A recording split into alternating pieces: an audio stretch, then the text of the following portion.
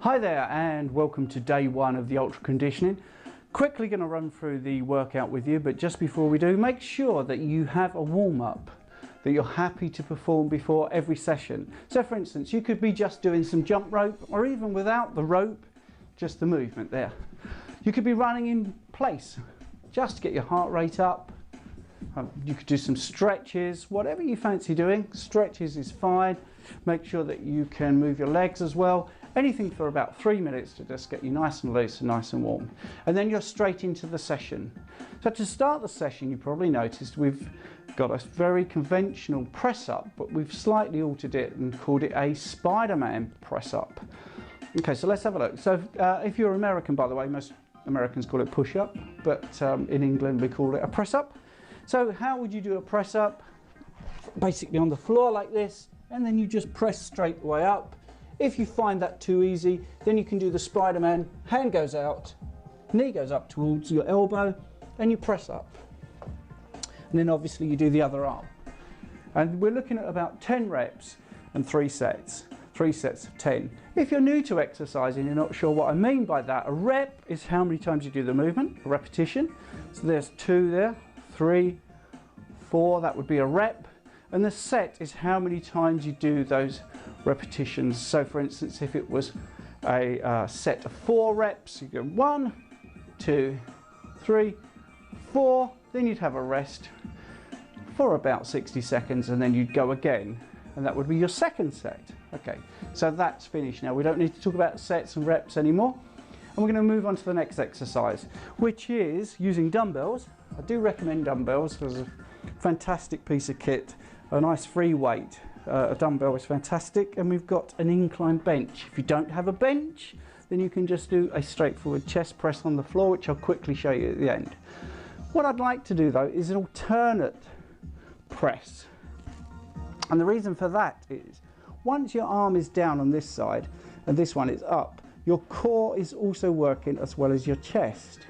And the reason for the angle on the bench is to hit a different area of your chest. We can change the angle, and as the program goes on, we will use different angles. If you can't find a bench, you don't have room, then you can do it on the floor, no problem at all, but obviously you won't have the angle. But you can still do the same exercise on the floor. So that's good. Make sure that you do your reps. 10 of those, and 3 sets of 10 is what we're looking for. Next thing is going to be a shoulder press. Now in the gym you may have seen people just pressing up. We like to add a little bit more of an athletic movement, so we press with a slight twist, pushing with our hip as well, maybe a little bend in the knees, and away we go. 12 reps we're looking for, so that's 12 reps per arm and 3 sets of 12. The next thing is the L raises. Now on the workout sheet you will see that we've got the illustration just doing a lateral raise, but we can do on the video an L raise, which is a little bit more complicated.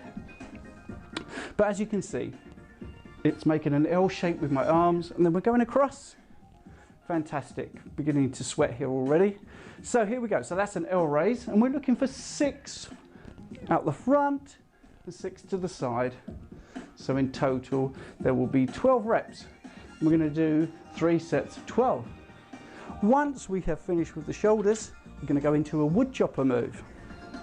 A wood chopper is, as it sounds, as if you're chopping wood, down to high, and we're looking at 4 sets.